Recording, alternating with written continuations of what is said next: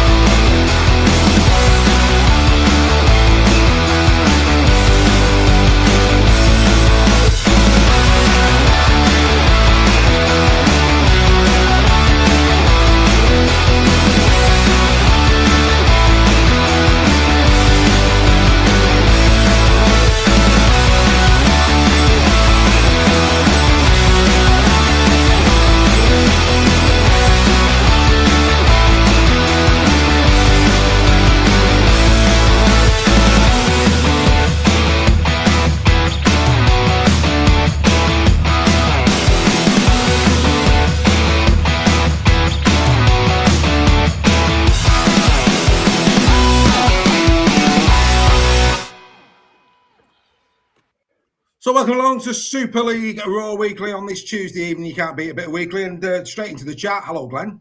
Glenn, is it Glenn? It's Glenn. Glenn. Hello, Glenn. Glenn's first time watching us live. Everybody's saying welcome, so we may as well join the party. Welcome to Glenn. Hope you enjoy watching live. Get in the comments. Make sure you get along with the show, mate. If you're watching on YouTube and you're on your mobile, swipe left now. Give us a hype. It helps to grow the show by all accounts. If you've not subscribed on YouTube, please do. And we'll give you as many shout-outs as we possibly can throughout the show. With me tonight, it's the full crew, the full cast. Tom Cruise himself, Mr. Sale. Happy days. Val Kilmer, Mr. Scholes. Val Kilmer, never heard of that one. And Kelly McGillis. How are you, Greg? Only on a Sunday, Dave. Only on a Sunday. Look wonderful in the wig, sir. Look wonderful in the wig, I don't mind saying. But good evening to one and all. Yes, anyway, lots going on in the great game that is Super League. A week where, of course, John Cartwright, and we'll talk about that a bit later, exits the MKM Stadium to rapturous applause. And Carla Collier makes a debut on Captain's Run. Didn't Carla do well, boys? On Captain's Run? Yeah, very well. Brilliant. Outstanding, superb effort from Carl. But anyway, let's get into the chat. Let's get into the merriment, as we always do. And here we go. Let's start here. Let's start with round number 8. And, who could possibly predict a season like this is what I've gone for there. What a weekend of rugby league. Tries. Let's start there. Tries. I mean, some absolute belters. I'm going to start. Mapapalangi. Oh, go on, lad. I mean, at Wigan as well. I mean, in the mould of a French or a Field. Here, have a little bit of this, boys. Get this into your ribs. And do you know what? For me, it just didn't get the raps that deserved. Instead, we're going on about the best try ever in Super League history, Day and Sambu on the other side, which I didn't get. I mean, John Wells, wow, is all I would say. Yes, it was a great try. A phenomenal finish in the corner. Absolutely. But come on, really? Was it that good? So, just calm down, John. Calm down. But Mapapalangi. Oh, go on, lad. Joel, any try that caught your eye this week, mate? Well, you've taken mine. I was going to say, yeah, Mapapalangi he's the one I was most excited to see when I heard Cass was signing him. And I think the fruits of his labour are coming through now. You're starting to see what kind of player he is, and I'm very much looking forward to see how he grows this season, because coming to Super League is a step up in a way, because it's a different type of challenge, much different way we play the game, and I think he's handling Super League extremely well. Yeah, absolutely. Some nice tries. Stephanie, caught your eye, mate. I like the Ollie Pratt ones for Wakefield. I think he had a couple of good tries, as did Tom Johnston in that game as well. They're really starting to score, them two, aren't they? So watch out, Super League. The Rocky one was good as well, down the left. That was very good. Yeah, Rocky one. Pleased for Rocky. He had a good game. Reggie? Yeah, well, I've not seen many games this weekend, having been in a certain state of continental refreshment, as many people might know, being in Catalan.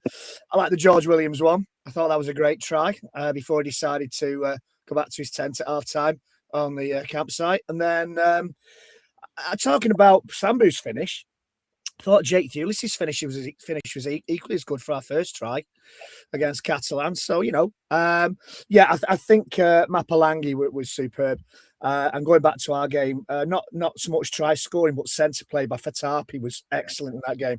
Yeah, very, very good. Yeah, indeed. Yeah. I mean, Joel, some of these imports this year, they're doing well, aren't they? We're starting, and not just the imports that have come in this year, but imports that have come in prior years. Alan Yully rings a bell where that's concerned at Wake. We're starting to see some really good performances, aren't we, from these guys? Absolutely, and this was a blueprint that Lee had set, all them years ago, when they were bringing in players from the Queensland Cup and the New South Wales divisions. I think these were players that were fringe players at best for NRL teams, but now they've got a way forward, and we're seeing an emergence of a new style of player that's coming through. And the likes of Mapapalangi is one of them. We've seen Tessinyu, we've seen Ipape, all these players that have come through and done so well over the years. Asiata, Amon, and the list goes on. And what the good thing is this is an almost a great breeding ground for what's going to be set up later, which I think we're going to discuss about the NRL possible takeover or not takeover, or certainly partnership, let's call it. And I think this might be just an introduction or the tip of the iceberg of what's to come in the future for the game. And it's very exciting, because what it's done is it's certainly raised the game. And, that's why you can have a title like this. Who could predict a season like we have? And the game is just getting better and better and better. And I think the shock results, let's call it, will be less of a shock soon. And it's what we need and it's what we want. Yeah, no, I couldn't agree with that more. Steph, going back to that Wigan game against Castleford, Vavalau was tackle on field. I can't recall. I can't recall seeing a tackle like that that's fresh in my head. Talk about use the man's pace against him. It was some tackle that. It was. I think it fell right for him in the way he was running. But you've got to give him all the credit for the way he tackled him as well, to go up high, stop him from going to ground and scoring the try, and then obviously using the momentum to take him over the line. It was a fantastic bit of defence for a player that's been heavily criticised by a lot of people. I don't think he was perfect in this game by any means, but I think that was a really good moment for him, and one that will probably give him a lot of confidence. Yeah, absolutely. And Reggie, two massive. Well, certainly the Casford one. Catalan, you never know what Catalan you're going to get, do you? Yeah. But, for Warrington to have been 10-0 up cruising for me, and very, very reminiscent of the Leeds game where they just allowed Catalan back in just before half-time. And then second half, it was completely and utterly Catalan on top, wasn't it? It was. They were still in it with about 25 minutes to go, Warrington. But I think they rushed Sicker back too soon. Harrison got injured as well. They were one of the reasons why Warrington just didn't look up, in the races in that second half. Injuries to the pack. Catalan can be very powerful at home. As I said last week, Lewis Dawdy is finding some fine form and he's combining with Sexton well. Faataape in the centres was absolutely unplayable at times in that game. They carved us open time and time again. I can't be, I was very critical on the night because you go a long way and pay a lot of money and your team, you think, doesn't perform. But when you watch it back, it was the fact that, injuries may have cost us. Catalan were buoyed by a strong performance that grew through the game. Ashton, silly sin binning, just let him take the ball and score the try. To be fair to Ashton, though, if you actually look at it, I think Ashton thinks he's caught the ball because Ashton's right behind him. So for me, he's gone in because he thinks he's in possession. It's only as he hits him, and brings him to ground, he's probably realised he's not got it. So I think because of the angle, because he was coming from behind, I've sort of got a degree of sympathy. But it's without doubt that changed the momentum of the game. Changed the momentum in the first half. Then we managed to get back into the lead, and then, some silly play, some silly balls being thrown about that were never on, and Catalan capitalised, unfortunately for Warrington, but brilliant for Catalan, and it's Warrington would have gone top if they'd won by 6 or more points. They're down to 4th. The lead in the league, as you say, the lead at the top this week changed hands about 3 or 4 times. So that's great for the game. That's what you want. It's good to see. Yeah, we don't want teams running away with it. Early doors and never being caught. This is why we brought the salary cap in all those years ago. I think it's just great for the game. I really do. These results are unpredictable. You got to give credit to the 3 promoted sides as well there. Maybe not this weekend, but they've been holding their own as well up until, the recent few rounds. So credit to those as well. Well, I think we're starting this. I think certainly Bradford. I think Bradford now with their injury crisis, I think Bradford are in a bit of an issue there, but we'll as you've gone there, we'll stay on. We'll try and keep it rolling. Steph, you saw York at close quarters again. Very, very. Again, considering how many players they've got out and key players that they've got out, they pushed you all the way again, and that's really good to see from York, isn't it? Yeah, I think it's important to mention that Lee also had props playing centre still. Yeah, mate, so not at the same, mate. Again, we've got to be credible here. If you look at your starting lineup and theirs, even with the injuries, their starting lineup, they did an incredible job. Everybody would have fancied Lee to have won that, and he did. But I think York come out with a lot of credit as well. Absolutely. No, York were great, and they have been all season for me, and run teams very close. They've got injuries like a lot of teams have, but I was just happy as a Leaf fan to get a much needed win. I thought Leaf played okay. I don't think they were particularly good, but like I said, there's still key players missing for Lee. Edwin Mapapalangi only did 20 minutes, so there was. He could have carried on and played him and maybe got injured again. So Robbie Mulhern pulled out just before kickoff. So, I'm not getting my violin out by any means. We got the win. That's all that mattered. But to say Lee didn't think is a bit of a discredit to that Lee side.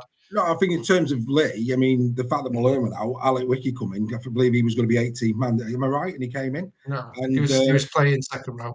Oh, was he playing second row? Who did they bring in then? They didn't. They didn't bring an 18th man, I don't think. Right, fair enough. But no, I thought Wiki had his best game. He did. He played very well, and Adam Cook had a really good game as well, which he much needed. I think the other key one for Lee was Lucky Lamb had a hamstring injury and played.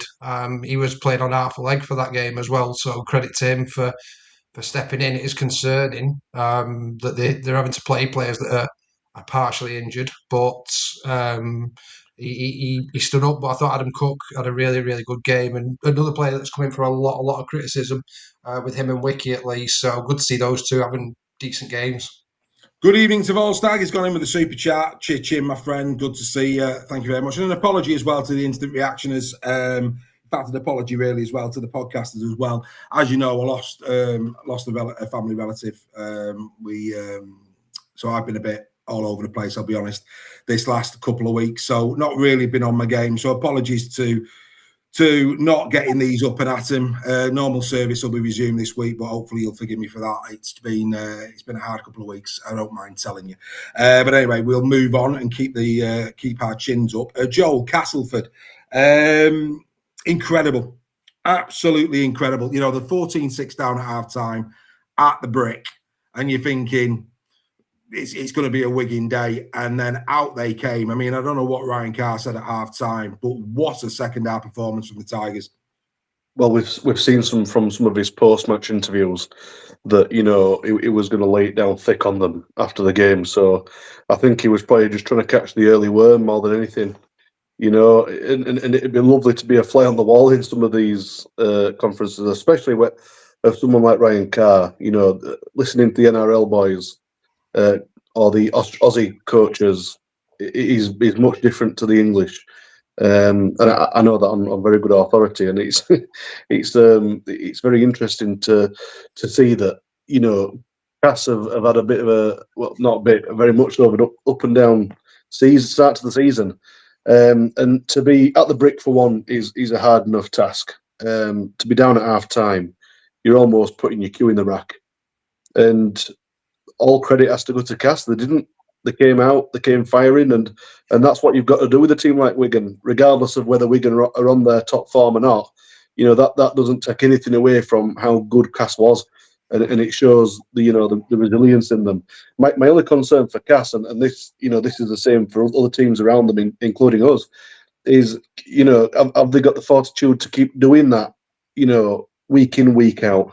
You know, the likes of, and we don't want to go into it, some of the departing players that we may be discussing in hanging and banging possibly.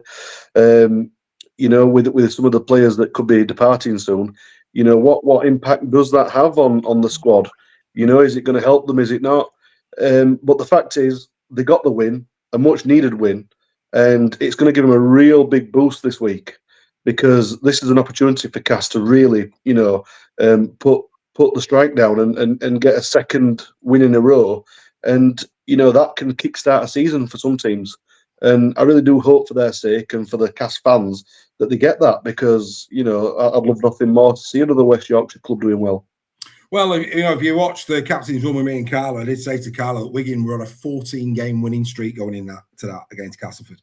That's how big, how big a result that one was. Incredible. Last time they got a win over Wigan was February 2020. So I mean that tells you, you know, how big a win that was. Like I say, Mapapalangi was outstanding. I thought George Lawler again. I mean, Lawler played well last year, started equally as well this year. Got his crucial try at a crucial moment in the game. But you're right, Joel. You know, it's one thing to go and beat Wigan. They've got to back it up this week at the One Ball against FC. That's what they've got to go and do. Simple as that. But no, really, really exciting weekend of rugby league. Before we go and move the show forward with other debates, Leeds Rhinos, Joel, I'll just stick with you this because, of course, they were playing your Huddersfield, 56-22. They lead Super League with a 4 and against the 132 points. They're looking good. I mean, Croft is, you know, four tries on the day for Crofty. Yeah. Incredible. I think Bird coming in has been I thought Newman did well, don't get me wrong, for FC, showed a lot of courage in that game. But, you know, Bird's going to be tough to shift at the Rhinos the way he's playing. Your thoughts, having seen them up close? Could they go to the grand final this year? Absolutely, yeah. Bird was I saw Bird quite up close because where I sit for the I can't remember first or second half, but you know, I got to see him up close, and I was just really impressed with him. You know, he runs not just very quick, but he's just so strong. He's so powerful. He doesn't let anybody take him out into touch. I think at one point we had 3 players tackle him, and they couldn't get him over the line. He was just hard as nails, and I was just like, this guy is unreal. I know I spoke to Alex after, I think over text, and he was saying, he said, Bird, I think you saw how good Bird was, and he really was excellent. For us to score 22 past them, which by any means is a plenty enough winning scoreline, to then come and post 56 on us. And, they don't leak tries often to Leeds, so I thought we did very well to put 22 past them. But the class of how good they are this year just shows that they can rise against anyone. Even I can say that we are on a bit of a run, and we have been. They just outclassed us in every department. And I think the line speed, the ruck speed, the forwards matched ours and bet ours by quite a margin. There was just nothing in that game that I could say that, I don't think it was us that was so bad. We were bad, but Leeds made us that bad. We started off the game with a try, and it looked like I was thinking to myself, here we go, we've got a game here. And Brodie Croft and Jake Connor, wow, what a combination there is. That half-back pairing there is something to watch out for this year. Yeah. And as well, Jared O'Connor, man, him and Danny Levi interchanging hookers there, that is a special combo as well. Yeah, Levi started the season very well. No, they could be the real deal. They could be the real deal. Good evening to Nige. All the best, Nige. Always a pleasure. Never a chore. Thanks for that, my friend. Fantastic stuff. Thanks for doing the super chat for us. Always appreciated. Right, let's move on. It's been announced, but it's not been announced. But it has been announced, but it's not been announced. It's going to be announced on Thursday. Sorry. Actually, no, we're doing this one first, aren't we? Oh, my apologies. We'll come to that later. Decision pending. Let's do this one. Decision pending. Andrew Abdo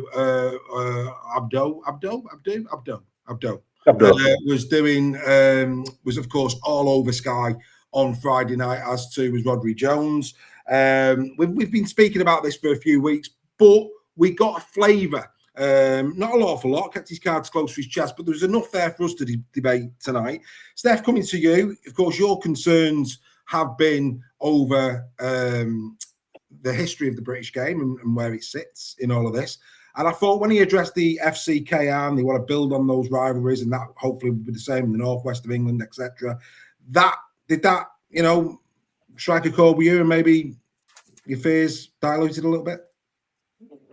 We have to see what's on the devil's in the detail, isn't it? But I can't see why any owner would vote for something that didn't give them assurances that we're going to be part of the competition. And I think it'd be a massive mistake to, for the 14 teams that we've got now, we want to keep. The reason being, if we go down to 10, that's another 4 elite academies that we're losing for a kickoff.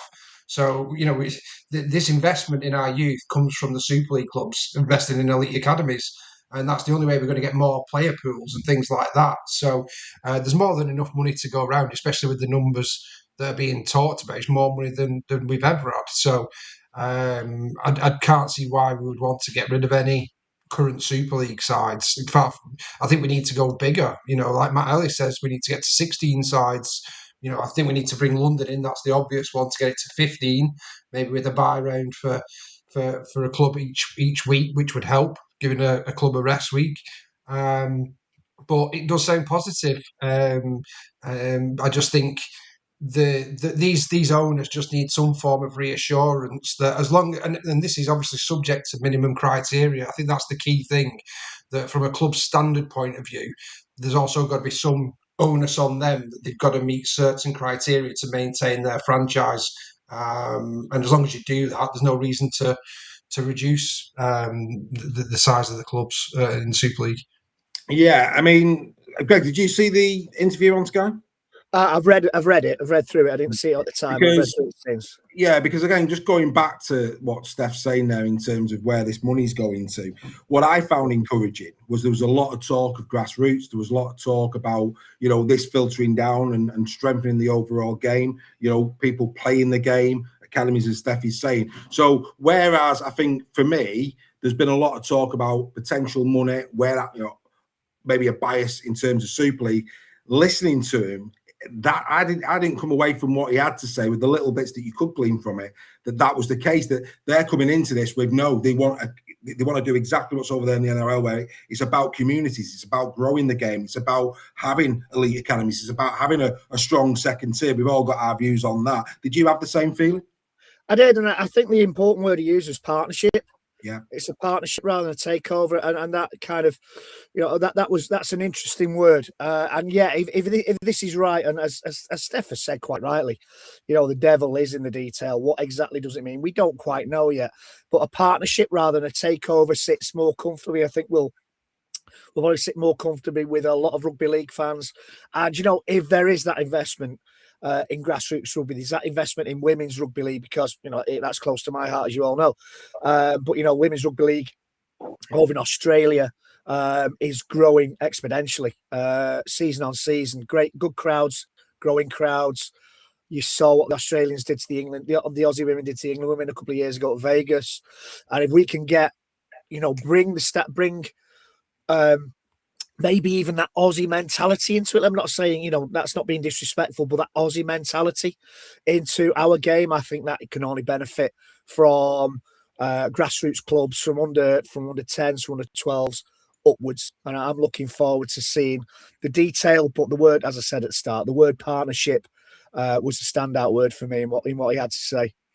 Joel, another thing that I took from it, he was asked about salary cap, and we've heard a lot of noise around salary cap, and I've said a few times on this programme that I want that down the totem pole. I want to see, the infrastructure, the fan experience, the grassroots, the academies, all that kind of stuff before I start to see the salary cap moving.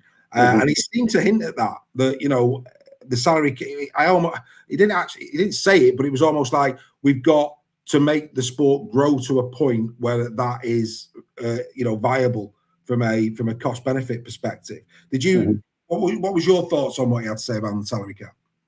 Well, to answer your question, if you don't mind me making another point, but it will also answer that for you, Dave, as well. So what he mentioned something that alluded to essentially that this is going to be a partnership. So what we've got to do is we've got to think that, and this is a lot of misconception about people that view the NRL and the Super League, is that the Super League teams will become feeder clubs to the NRL. That isn't necessarily the case, because you've already got feeder clubs in the Queensland Cup and the New South Wales Cup. That'll never change. So they are the feeder clubs because their parent clubs are the NRL teams. Now, what we do have is, Steph mentioned about growing the clubs in the league. That has to happen, and the reason why that has to happen, and I think it has to go to a minimum of 18 teams, is because you've got a lot of players who are in that transitional phase in between. Let's just take the Queensland Cup, for example. Queensland Cup and NRL, they're not quite at the level of the NRL playing field yet, or they've not got spot free, but they're maybe a little bit too good for the feeder club leagues. So what that would mean in turn then is that the Super League clubs, if, for example, that the NRL teams are going to take over a Super League club each, and that would work almost like a dual reg, let's call it, as we understand it, that we would get some of the players that are just about ready to go to the NRL. It would increase us, and then some of our fringe players, squad players, would then get to go play in the championship. That, for me, grows the sport quite nicely, because it brings the level of the championship up for other clubs who, other occasions, might not be able to afford to have certain players. And that then, in turn, would bring up the salary cap. But it's interesting whether the funding would go centralised, whether it be one big pot. And, there might be a change to the salary cap where, for example, they might not have X amount of marquee players. That's your pot. That's what you've got. You can have as many as you want, marquee players, but then you're going to have more fringe players playing for you. I don't know how that's going to work, but I think the only way for it to grow is they've got to somehow get the clubs up to 18 teams so that we can interchange some players from NRL over to Super League. And then what you're doing is you're feeding down some good players to get game time in Championship. They're going to get good game time, and it's going to feed all the way back down to grassroots. I think for me, they're going to do. I think they'll be very keen to adopt the NRL modelling, and I think when you listen to what's going on at North Wales Crusaders currently, We've had Featherstone, now North Wales Crusaders. We've had issues with Halifax this year. You know, there's more teams as well that haven't hit the presses yet that I'm aware of, that maybe or maybe not also in financial difficulty. So for me, there's got to be an onus on Super League clubs with a partnership with a club underneath, and that's exactly my point. They've got to do that. Now, in terms of all of this smoke and mirrors, in terms of we're going to become the NRL feeder, well, we already are, but on a very small scale. They get more players that come out of the Queensland Cup that play NRL than they do from the British Super League. So that's the first nonsense. The second nonsense is if you look at how many players went over to the NRL this year, you know, the likes of Gannon, the likes of Knowles, I'm probably missing some. They're the two that really stand out. In terms of English players, am I missing anyone? Was it just Gannon and Knowles last year that went over to the NRL? Smithies? No, that was year before. Oh. Right. So my point on this is, right, if I'm right, and forgive me if I'm wrong, but if I'm right, and they were the two that went over this year, I'm still racking my head if there was any more. Look at how many we got the other way. Faataape, Mapapalangi. You know, we could start to look at all those imports. Hopawati at Warrington, Josh Smith at Warrington. Now, are you telling me overall as a competition, the two that left, were they, I mean, certainly knows quality, absolute quality. But if you was to look at it, if you used to have a bowl of water, like a bucket of water of quality in our league, Morgan Knowles takes that quality down. But more than Morgan Knowles has come in from the Queensland Cup. Far more. So we've lost one, but we've gained Faataape, Mapapalangi, Sivo, even though it's his first year. I'll throw Sivo into the mix on that. Smith. We've seen Ash O'Donnell come in for you. You know, we could keep going in terms of these players. Guys. Charlie Staines, there's another one. Toby Sexton. So actually, when you look at it, our competition has strengthened in terms of the players that are playing for the two that left. So it's not, and it's just because the NRL come in, they've got to be at the right caliber for NRL. They have to be at the right caliber. Now, going back to if these funds are used correctly and we can increase grassroots rugby league, if we can improve academies, if we can get more elite rugby league players over it and they find their way to the NRL, then the system's working. The system's working. You know, that's just what it is. So for me, I think we lose a lot when we start talking about, oh, well, we're going to be a fit. We already are. All of our best players are a phone call away from the NRL, and there's nothing anyone can do about it. So whether the NRL are involved in Super League or not, that's still going to be the same. It's still going to be the case. So we've just got to leave that. But I just think it's very interesting. I mean, Steph, do you think this is, I mean, for me, it's a nonsense that it sounded to me now like it's the NRL or we maintain the current system of loss and our sport being on a knife edge, because it's on a knife edge. Let's be crystal. When you see what's going on in the second tier, it's on a knife edge. The benefactors, you know, they walk out tomorrow, our sport's gone. So we need it to become sustainable. The NRL has proved that. It sounds to me like it's NRL or bust. Are you getting the same feeling? And and are you hoping that this gets over the line? I don't think it's 100% that. I think there's potentially other TV deals or whatever that we could negotiate ourselves without the NRL. Last time Nigel Wood was negotiating a TV deal, he got a record one, didn't he? It's only because that funding's been halved. I think we find ourselves in the position that we're in now. I think it's the more likely and more feasible option for the NRL to come in under the correct conditions. I think it's the right thing because of the way that it's not just about money, it's also about how they market the game, the passion that they have for it, the obvious synergies with the two as a partnership, obviously playing the same sport. So it does seem the right one. And on the point of the players going to the NRL, I have no problem with any elite player from England going to the NRL. If anything, it helps our international game for them to be playing in that competition. So it's all the same as a Man United player going to Barcelona, isn't it? To talk the game we don't talk about. So that's always going to happen in sport when it's played on two different continents in two different competitions, and more thinking to that the players more than anything, they're getting more money. So why would you not want that for them? But you're right to say that if we get far more from the NRL than we send over there. Absolutely. And it improves our competition. I think all of those players I mentioned, they have improved our competition. And we've also unfortunately, we lost the likes of Blake Taft this year, who again I think would have enhanced our competition at Casford. So I think we've just got to hold fire here. But for me, look, the bottom line is we can't continue to do what we've always done, and change is needed. Yes, we need to get more detail out of it. But I thought he spoke very well, and I think that from my perspective, any concerns I had were diluted. There's still concerns, of course, there is, but they were diluted. And let's hope that between now and the end of May, which I think is the deadline that has been put on it, it happens, because time's ticking. We've got a TV deal to negotiate, and we cannot afford for this to drag on in this hemisphere. I think the NRL are fine. I think they've got a lot they can go and bargain with, but time is absolutely of the essence for. Just a point on that though, did you notice it did say we are very much interested in getting the right kind of broadcaster to get the right kind of eyes on the sport. That was something that he did mention, and I thought that for us is major, because whether we can get a better deal or not, if we could, we'd have done it already. I think that we need their backing to give us that more extra power, and whether we use something like Fox League, I don't know what we're going to use, but Sky Sports are cutting it right now. It's just got worse. The production might be better, but it's got worse over. We're not got as much eyes on the game, because it's all on a red button behind closed doors almost. So I think the NRL wouldn't allow that. So I think Sky Sports be far more scared of NRL speaking than us.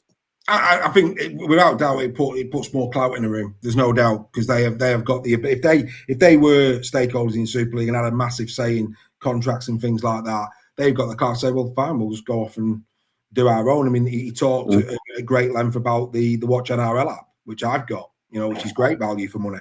The NRL have already got the infrastructure in place. That okay, fine. Well, what we'll do is go off and we'll do our own. So it's going to be very, very interesting. Very, very interesting to see what happens. But anyway, wanted to touch on that. Let's get into this.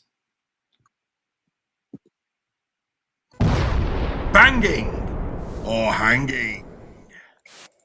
Yeah, let's get through a little bit of news then. Let's get a bit through news. Reggie, Matt Duffy, off he goes to the Rabbit Holes. He had a good day. He had a good debut. So I believe, fair play to him. Banging for Mr. Duffy. He's had a lot of stick from us Warrington fans for last season. When he first came over, he was the Messiah, and then he became just a very naughty boy.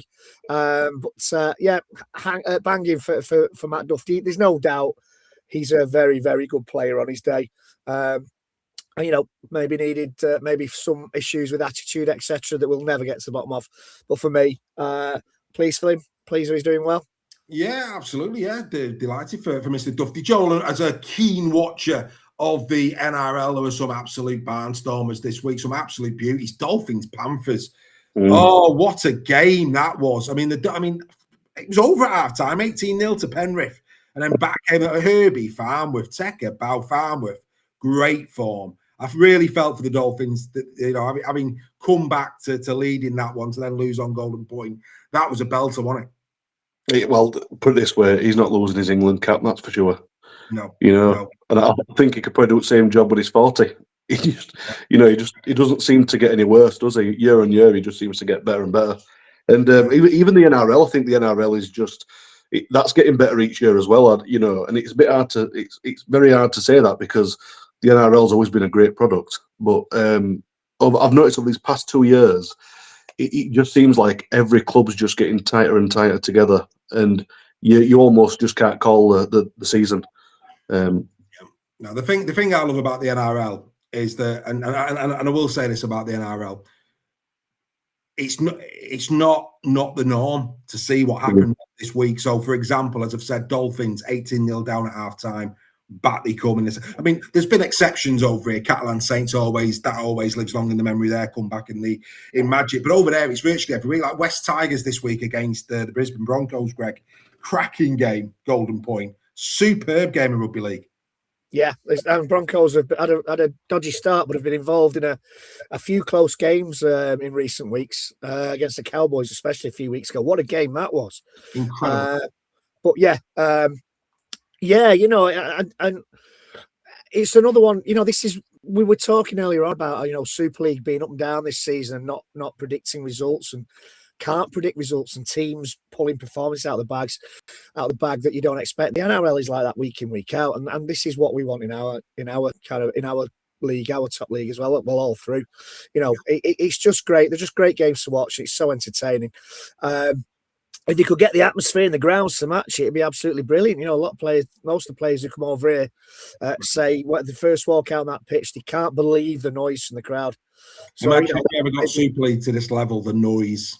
I mean, because the atmosphere's over here is already good as it is. But, it's like, another one, Roosters 24-12 down to Newcastle at half-time, come back to win 38-24, an incredible second half. It was phenomenal. The game at Canberra with Melbourne Storm, another belter. I mean, what a weekend of action in the NRL it was. If you're not watching the NRL, folks, no better way to start the morning, mate, on a Saturday or a Sunday. Get yourself all over that. It's worth its weight in gold. Right, Mr. Sale, let's get back to you, shall we? Where are we going to go? Yeah, last week it was Hull. This week it's Wire. Nathan Cleary's coming to Super League. Do you buy it? I think there's a chance. He's obviously his partners over here at Man City football, so he's done pretty much everything he can do in the NRL. It's just the money, isn't it, in terms of that type of player. But there's some owners in Super League who could definitely afford to give him that money as a marquee player. Whether he'd do it or not is, it all depends on his own personal ambitions. But just for the fact that his partner's over it makes it a possibility. Yeah, absolutely. Well, it's always a possibility, but it sounds a little bit like player agencies floating his name around. It wouldn't surprise me if a new contract comes his way at the Penrith Panthers, quite frankly. Call me cynical. I just don't see Cleary coming over here anytime soon, no matter what shirt colour. Anyway, we'll wait and see. Joel Bradford, bad news for Bradford. Masters out for the season. Joe Miller out for 6 to 8 weeks as well. Ormond Royd also injured at the weekend. We mentioned it a little bit earlier on. I think Bradford now, they could start to fall here down the table. They could, and unfortunately, it seems to be their more experienced players that are getting the injuries coming through. We always know that there's always a risk of that. Because Eason now, he'll be in his early 30s, surely, would he? I think he'll be. He'll be over 30, yeah. Yeah, and even though being at your early end of 30s, you're still a young person. But when you've been playing rugby all your life, it dramatically brings down your bounce back ability, let's call it. And when you're over 30 and you start getting some knocks, it does have a real big impact on your season, but your career too. And I feel for Eason because he had an opportunity to really throw some weight around back in Super League, and he's going to be out. And unfortunately, we're seeing a few season-long injuries now that are creeping in. So let's hope that this isn't going to be something that's going to keep happening all throughout the season, because you want people like Eason in there to help grow the league and have a competitive game. I just feel for Bradford. What they're going to do, I don't know. But the good thing is they do have a good academy. So let's hope that they could possibly bring some boys through the academy. Well, Kurt Hegarty today did say exactly that. He's going to blood some of the younger bulls, so that'd be interesting. He's younger than you think, actually. He's only 29. He's 30 this year. Yeah. Right. I thought he'd already tipped over 30, but no, he's still only 29. So, happy days. Right, okay. Where are we going to go next? Reggie, we've been doing this many, many years, and you'll remember in those early years of Super League Raw, a man that featured him a lot of Team of the Weeks. We missed it last week, but I couldn't let it go without mentioning him this week. The great Carlos Tumavare has hung up his boots. What a player Carlos has been for the great game of rugby league. He certainly has, and I'm sure he'll have mixed feelings. He'll be hanging that he's had to hang his boots up, but he'll be banging that he's finally out of the firing line. Yeah, he what a great player Tumavare was. Pleasure and a privilege to actually see him in the flesh play many times back in the day. So yeah, I'm happy retirement, and I'm sure as he said, he's still going to be involved in the game at some level. I can't remember now. I think he has to be with that level of experience. Yeah. For me, a quality centre. Quality. Yeah. Of course, big part of their back-to-back Challenge Cup year as well. Great player, Carlos Tumavare. Great player. Yeah, let's hope he's not lost to the game. Let's hope he can use his experience to bring young players through. Maybe we'll see him coaching in Super League in sometime in the near future. Yeah, who knows? Good news for Hull KR, Steph. Peta Hiku signing a year extension. They'll be happy with that, won't they? Yeah, been a very good player for KR, so very good signing to re-signing, should I say, for them to keep him. I'm sure the KR fans are delighted. Yeah, but what do you make of Tabita Pangai Jr.? Well, we'll see. I think it might be a good club for him to go to be honest with you, given their quick play the balls. If they use him as a 20-minute impact player, I think it could go well. They've got prop forwards there that can do big minutes. So if you've got someone who can come on, a bit like a Herman Essa kind of, or a Lissoni kind of type impact, I think it could be a very good signing. It may take him a few weeks to get up to speed again. But there's no doubt if he shows anything like his NRL form, he'll be a good signing for them. Problem is, he's been playing. I think Carla might have said it actually on Tackle Talk that he's been playing like League 6 of in France. I mean, it's not about just getting your body up to speed. He's got to get intensity up to speed because he's been. Let's be fair, he's been out of a quality league for I think the point I'm making is if you're going to go to any team, KR is probably the one because the other players will be able to cover for him to get him up to speed, and he can just do a 10-15 minute spell to start with, where I think he could have a really big impact. He's no doubt a massive player, so time will tell. I mean, I was surprised really that Leeds didn't pick him up, to deputise for Sevo because all he's got to do is catch him, put it down. That'll wind a few people up, won't it? Only joking. Joel, Huddersfield Giants, Rimmer, not saying an awful lot about your coach still, but the Shea back on the table, it sounds. He was pretty committal on Sky that the Shea's back on the cards. Yeah, Ralph Rimmer's interviews remind me of who was the health secretary of the country in COVID that never answered a single question. Oh yeah, I know what you mean. Chris Matt Hancock. Was it Chris Hancock. The health minister. Yeah. Go on. Oh my word! He literally should be in politics. Get out of rugby leagues, go into politics. He's just made for it. Yeah, what a guy. He doesn't seem to want to give anything away, probably because he doesn't have any answers. Do you believe that you've got bags of candidates for this job? Not at all. I think, if I'm being honest, so the names that I've heard that were in the interview stages were they seemed to flatter. They weren't anything that I would think, I really need to have him. The two coaches that are currently now that are available that I would like, if I could, because obviously Steve Mack's gone. Steve Mack would have been the man. He'd have been great. Yeah. Would be big John Cartwright. I would more than happily have John Cartwright. And, Shane Flanagan. I know that's a massive, massive shout. But if Ken wants to put his bank balance where his mouth is, I think Shane Flanagan from St George Illawarra Dragons would have been an absolute massive coup. Probably biggest coach signing other than Nathan Brown we've probably ever seen at Huddersfield. I don't think he will though. I think he'll want too much money and he might get an NRL gig somewhere. I'm sure there's a very high probability of that. So, Greg, you mentioned about Sipley coming back early. It does feel that way. His knee again. Harrison down as well. But going back to the Sipley one, I weren't even expecting him on the 21-man squad. So the fact that he was playing and then he's gone down with the same injury, your thoughts?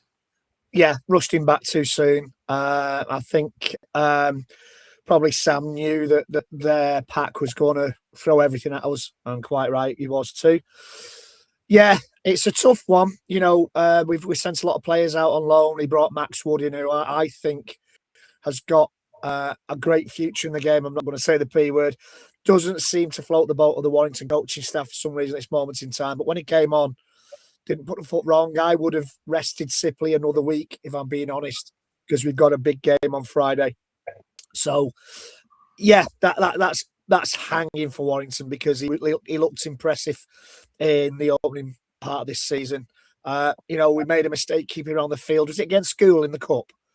Yeah. Yeah, we kept him on. He got an injury. We kept him on, kept him playing. That was a mistake, and I think we made another one with him against Catalan on Saturday night. And Harrison as well. And well done, Wakefield Trinity. Just going to Trin. Well done to you. Anybody who goes to Saints away can receive a free burger and drink at the clubhouse. That's a nice little thing. Gets people using the facility. Good initiative. Come and support the club. Have a burger and a drink on us within the facility. The actual cost of a burger and a drink to Trinity, very little, but it's a nice thing. It's a good thing. Good to see Trinity doing that kind of thing. Right, before we leave hanging and banging, we've got to go here. Cartwright, Myler. Wow, is what I would say. Absolutely wow. First and foremost, Steph, hindsight is a wonderful thing. Should John Cartwright have been in the dugout at the weekend? Not. Should he have been? Should he have been allowed to coach that game against Saints? I think it was good for him to be able to say goodbye to the fans if that was always the plan for this to be his last game. That's probably, I can give FC a bit of respect if that was the case. I think my personal opinion is I think it's bonkers that they've got rid of him in terms of what he's done and the turnaround. He's just nowhere near long enough. But I'll caveat that with you don't know what's been going on behind the scenes and whether they're seeing things in different directions. And if that's the case, then it's pointless continuing. Should he be? I think yes, he should have been. Yes, is the answer. Just to be able to have that one last opportunity, and it was lovely to see. It was sad to see, but it was good to see the respect that he's got of the fans of that club, and more so where I was going with my feelings that they should never have got rid of him in the first place. But like I say, I'll caveat that with I don't know what has gone on behind the scenes. No. Thank you to Rebecca. She's been to the bar. Good to see you. We'll hopefully see you at the weekend for the Warrington-Wigan game. And any Wigan fan that is watching, if you're coming to Warrington this weekend, this Friday, from 6 p.m, come to the Blue Bell in Warrington on Horse Market Street. Pre-game entertainment, Super League Raw live in the house before we head down to the HJ to watch the game. Free parking from 6 p.m. at the Golden Square car park. Secure parking. There's literally a 4-minute walk from there to the Blue Bell. And then there's about a 10-minute walk down to the ground from there. Come and join us from 6 p.m. I'm sure Rebecca will be in the room. Greg, on this point about Cartwright, I get from a romantic perspective, absolutely. However, the mood for me from afar was that all FC fans are pretty disappointed in the departure of John Cartwright. That's the feeling from afar. So in Hull, it must be times 10. So from a marketing perspective, was it a disaster? Because, from a Sky perspective, the cameras are going on Marler, he's getting booed. John Cartwright, I said it in the introduction to today's show, John Cartwright walks out a hero, Richie Marler's the pantomime villain. What does that do for FC for the rest of the season? It was, yes, it was a bad look for Hull FC. It causes controversy. It gets rugby league in the headlines for good or for bad. For me, it always, as I think I said last week, it's just an uncomfortable seat with me that they mention at this time of the season. And then they've got a full season to go before McNamara. So for me, it could have possibly disrupted two teams. I didn't mention McNamara when we were talking about the Catalan game earlier on, but we don't know what effect that announcement had on the Warrington team. So it's not a good look, is it? And Hull, as we said last week, have got a bit of a track record in doing things like this. That we had their chairman publicly announcing their coach at Radford had been sacked in the dressing room practically after a game one season. So I know Paul Cook, who's come out this week, and I think he's defended Myler in saying that as the CEO of whatever his position is at Hull, he has to make the tough decisions, and he's made a tough decision. So, and there's a lot of people in the chat saying there's a lot of things that maybe we don't know that's gone on behind the scenes. Maybe we'll never find that out. It just sits a little. I'm just a little uncomfortable with it. It's not a good look. for the club, and Hull FC fans must be scratching their heads. You know, he turned the club around last season. There's no doubt about that. They were almost relegated the season before. They almost made the playoffs last season. But, you know, who knows what the next few weeks are going to produce, and who knows what McNamara will do with them next season. Look, I think if he gets the playoffs, then it will be a masterstroke if they get to the grand final. Not that I think they will, but if they get to the grand final, it'll be seen as a masterstroke. So we have to see how the season plays out. I think it's a long game with this one to see whether Hull have been correct in their decision or whether it's going to impact on their season. I think McNamara will be a great coach for Hull FC. And I think the danger here for Hull FC is if McNamara, look, nobody wishes Steve the best more than I do, but if Steve was to go there and for that to fail, got to help Hull FC, because if they can't be successful under Steve McNamara, something's very wrong, very wrong. So this isn't about who they've replaced him with; it's the manner in which they've gone about the departure. Exactly. That's what we're talking about. And as I said, that sits really uncomfortable with me. It's not. You know, it shows a bit of lack of class, and I don't want to say that again. I don't disrespect the Hull fans, and I'm sure they might agree with me. And that it just doesn't look good. It doesn't sit right. It's not a good image for the game. No. Joel, I mean, you know, what I would say is it's very rare in sport that you see a coach depart a club with that much emotion, and mutual respect between coach and fans. And I think that speaks volumes, and probably the reason why you want him at Huddersfield. Absolutely. I think it shows that when a coach can build a deep connection with the players is one thing, but to build it with the club, and when I say club, I mean the fans that essentially pay all the bills, really, you know, or pay a good portion of them bills with their season tickets. That's what a club wants from a coach, because you don't want just the backing from the club and the players. You need it from the fans, because the fans become a 14th man on the pitch. And, you know, I felt so sad for the Hull fans.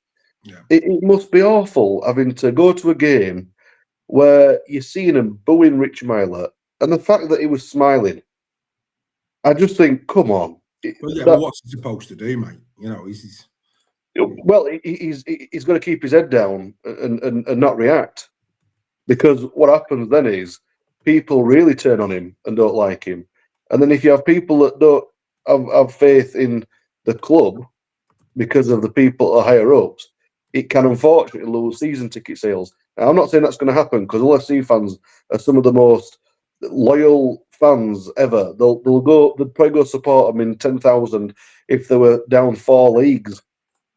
But the point is, he shouldn't be doing that, especially not in this kind of turmoil that they've been in and that they've put him through. But one thing I've got to say that was nice, there were some lovely signs that were shown to John Cartwright that had been made. And I think that is just such a touch of class. Yeah, absolutely. You know, you've got to give FC. I mean, he got, for me, like Greg said it, and I think he nailed it, it just doesn't sit well in terms of the way it's come about. And I think when you see the fans, his own supporters doing that type of thing, and the players, you know, who waited to walk him down, they clearly knew it was his last hurrah. They waited on the field. I think it says a lot about the man. And I think that, I think John Cartwright does go out with a lot of respect from within the club, but also on the fringes of the club as well. Who'd be a CEO? Good luck with that one. But like I say, we've seen at Warrington over the years, the amount of stick that Fitzpatrick has got, and he rides it, and that's what you've got to do as a CEO. You've got to ride it. They all have the moments in the where they're being criticised. It's always the case. Right, okay, let's get the little man out. Here he comes. What Would Oliver Say is proudly sponsored by South Coast Lane Carpets.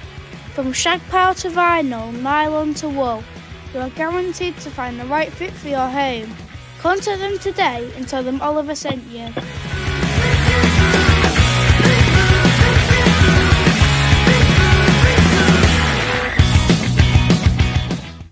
This is What Would Oliver Say at Super League Raw. So I was thinking about something John Wilkin mentioned this weekend about bringing in loan players, and I think he has a really good point. There's no relegation this year, so the pressure's off, and it could give young players a proper chance to shine. So why are clubs like Saints and Hull still bringing in experienced players on 1 week loans? If I was in the academy, I'd be thinking, what's the even point? I don't do everything right, and when there's finally an opportunity, your club don't trust you. These teams are teams known for bringing players in, though. If you're not going to use your academy now, when there's no relegation hanging over you, then when are you going to use it? I think it just looks a bit poor, to be honest. What do you think, Super League Raw?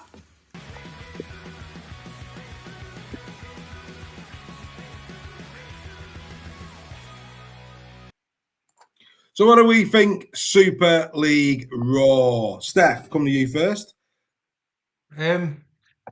I agree with him in some respect, but we are in a results-based industry. Regardless of relegation, there's still promotion to play for. And you look at St Helens, they're right up there, aren't they, this year? So they're not going to want to lose games. So that's probably why they're looking to bring it in. But he has got a point in terms of, some of the academy players. But some teams are exhausting even the ones that are ready in their academy. So it's 50-50 for me on that one. Yeah, you're right. I mean, that 2 points that Saints got against Wigan with Bill Leyland in the team and Desiree could be the 2 points that give him a shield or gets him in the top 2 or gets him in the top 6, whatever that may be. I think one of the big surprises, Greg, at the weekend was probably Wigan, where for me, Field doesn't look fit. And Noah Hodgkinson, I think, got their player of the month last month. Wasn't even playing. And you're thinking, well, that really surprised me, that Hodgkinson, when you looked at all the other players that he brought in, and I thought, no, surely Hodge is playing, and no, which that really surprised me. Yeah, it did, mate. And again, we were talking about Sipley a couple of minutes ago being rushed back. I think Field has been rushed back as well. I don't think he doesn't look 100% fit. It's an illness, but he still underwent surgery, and I've gone through that surgery, and it does take you a long time to bounce back. So yeah, it's a strange decision. I thought Noah Hodgkinson. I think maybe with French missing as well and Smith out as well, maybe as Steph says, it's a results-based business. They want to have the best chance and have the best players available out there. A strange decision, though. I'd have played Hodgkinson in that game. Seriously, he's done, from what I've seen of him, he's done absolutely nothing wrong. No, I was surprised, like I say. And Joel, obviously, you've brought a few loanees in this year to try and navigate your choppy waters. Your thoughts on what Ollie had to say? I think there's a time and place for the week-long loans, but they're very few and far between. I think if you're not going to use your academy lads, the time that you wouldn't use them is if they're not just quite ready for a game just yet. Because the last thing you want to do is possibly hurt them if they've not done any Super League training per se. Of course, they need the chance at some point, but I think they've got to mentally prepare them. And if you've had, say, a string of injuries last minute, and say you've got 3 or 4 players out, then I can see why you would want maybe a week-long loan if it just means that it gives somebody a chance to from the academy to blood themselves properly into Super League. Great. But yeah, I think generally, that's more on the squad and the coaching team and the club to prepare their younger players for them occasions so they can bring them through. So how they navigate that, I don't know, but that is something that they should probably be doing instead of having these 1 week loans. Yeah, I think for me, the 1 week loan is what we're seeing in Championship. That we know that the reserve grade is every other week. So what we're seeing in Warrington, we've seen this, with the likes of Warrington, Stackgarders, Flynn Oldens of this world. The week where the reserves aren't playing, they're going into the Championship, and it works perfectly because it keeps them playing every week. And again, I think where Ollie's probably coming from, and we'd all agree, is that we're actually seeing interchanges between Super League clubs, which I know which is again a little bit. It's one of those. I mean, fair play. I mean, Bill Leyland and, like I said, Desiree couldn't be faulted for their performances against Wigan, but I think there's a few people that are finding that a little bit uneasy. Is what I would say. But what has been proven is that the integrity of our players, because no matter who they play for, whether they play Championship or another Super League club, by God, they don't have to put a shift in, because it's about that personal integrity and pride. So, it's a great point. And I think that, there'll be people that'll be completely on your bus all. And I think there'll be people that are semi on your bus, 1 foot on, 1 foot off, and the others that are waiting for the next bus because they're not with you at all, mate. But anyway, great stuff as always from Little O. What would Oliver say? Thanks as always to South Coast Lane Carpets for sponsoring the little man. It means the world to him. It's great to have him on our show. Right, let's get to the round 8 team of the week. Here we go. The Super League Raw Team of the Week is proudly sponsored by the Pentagon Motor Group. Visit their website today to find the make and model that you desire at the right price. It's the Super League Raw Team of the Week for round number 8. Here we go again. At 1 is the man who brought sunshine to Trinity's performance, Josh Rourke. He brought 1 shot of try, 4 shots of assist to provide a punchy cocktail as bright as a banana daiquiri. At 2 is the classic Tom Makinson Collins. He slipped inside Ashton & Co. as easy as cold ice to gin, lemon and all the garnish. Sometimes the old ones are the best. At 3 is Krystian Mapapalangi, who packs as much into his game as a Long Island iced tea. Homer Beerfield and French, he said, as he delivered a try of quality. He had runs of panache, giving Wigan a huge headache from overconsumption. Alongside him is another exceptional import, Solomona Faataape. He had as much fun down in the wire as he would with a sex on the beach. Talk about snapping, folks. On the wing is Tom Johnstone, who, like Jessica Rabbit's cocktail, produced a display that could also be described as simple, light and wonderfully balanced. Even Roger Rabbit would have loved the lines.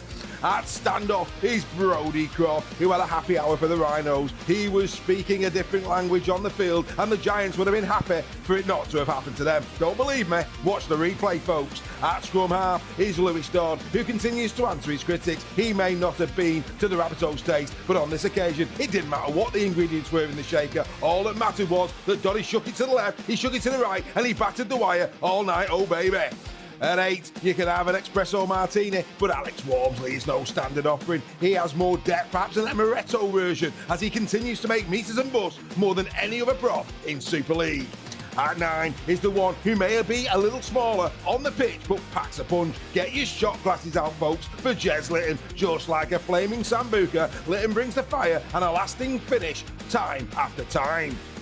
At 10, once again, is Caleb Hamlin-Yully of Trinity. Caleb is not for the faint of heart, and his tackles and runs are as potent as Claridge's Sazerac. What's one of those, I hear you say? Look it up, as it captures the essence of Caleb. Perfectly unknown, but once discovered, you just can't get enough.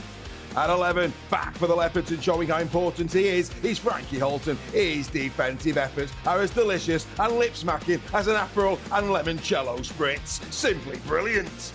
For the second time this season at 12, he's Zach Lipperich of the Dragons. He asked the Wolves what their poison was, and no matter if it was whiskey or brandy that came back the other way, there was only one end result for the Wire, and it was sour. And finally, at loose forward is Isaac Lee of the Leopards. And just like Zania on a top likes her cocktails, Isaac likes to go straight up with a twist. And no, his accent isn't Georgian. This is your Team of the Week for round number 8.